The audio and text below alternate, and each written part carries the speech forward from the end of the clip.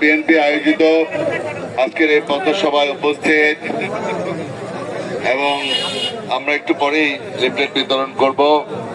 রাষ্ট্র মেরামতের জন্য যে 31 দফা আমাদের নেতা ভারপ্রাপ্ত চেয়ারম্যান জনাব তারেক রহমান সাহেব আমাদেরকে নির্দেশ দিয়েছেন, সে অনুযায়ী আমি কিছুক্ষণ আগে শশীভূষণ থানায় বিভিন্ন জায়গায় লিফলেট বিতরণ করেছি। এখন দক্ষিণাইচা থানায় আমি একটু পরেই আপনার বাজারে লিফলেট বিতরণ করব রাষ্ট্র মেরামত করার জন্য। 31 দফা দাবি নিয়ে এসেছি, আমি জনগণের কাছে দিব। ইনশাল্লাহ আগামীতে যদি আমরা ধানের শেষে আপনারা বিজয়ী করেন, রাষ্ট্রীয় ক্ষমতায় যদি বিএনপি আসে, তাহলে 31 দফা যেটা আপনাদের কাছে আমরা হাজির করেছি সেই দফা আমরা ইনশাল্লাহ পূরণ করব। রাষ্ট্র মেরামতের দরকার, কারণ রাষ্ট্র বিগত আওয়ামী লীগ সরকার, মাফিয়া সরকার 17টি বছর এদেশের রাষ্ট্রকে ধ্বংস করে দিয়েছে, প্রতিটি প্রতিষ্ঠানকে ধ্বংস করে দিয়েছে।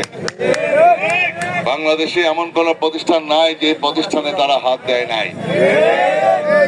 পার্লামেন্ট, জনগণের নির্বাচিত প্রতিনিধিরা পার্লামেন্টে থাকবে। এদেশের জনগণ ভোট দিতে পারে নাই, কিন্তু তারা পার্লামেন্টে বসে আছে। ভুয়া এমপি, জনগণের ভোটে এমপি ছিল না, দিনের ভোট রাতে সম্পন্ন করেছিল আওয়ামী লীগ। তারা শুধু বলে গায়ে মানে না আপনি মরল। মানুষে ভোট দেয় নাই, তারা এমপি গিরি করে। মানুষে ভোট দেয় নাই, তারা প্রধানমন্ত্রী হয়। জনগণের ভোটে নির্বাচিত প্রতিনিধি নয়, তারা মন্ত্রীগিরি করে। নির্লজ্জ বেহায়ের মতো আল্লাহর গজব নাজিল হয়েছে। দেশের সম্পদ লুণ্ঠন করেছে, হাজার হাজার কোটি টাকা লুটপাট করেছে, লক্ষ কোটি টাকা বিদেশে পাচার করেছে আওয়ামী লীগ।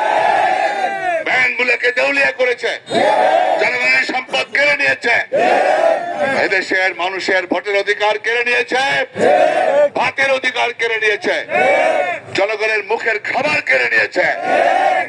এই আওয়ামী লীগের উপরে আল্লাহর গজব নাজিল হয়েছে। আজকে আওয়ামী লীগ বলতে চায় না কেউ যে আমি আওয়ামী লীগ করি।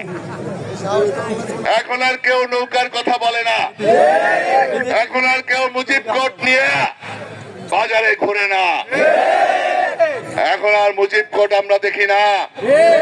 এই আওয়ামী লীগ শুধু নিজেদের বাংলাদেশকে মনে করেছিল বাপদাদার তাল্লুক, ওদের বাপদাদার সম্পত্তি মনে করেছিল। এই আওয়ামী লীগ হিন্দুস্তানের দালালি করেছে, ভারতের দালালি করেছে।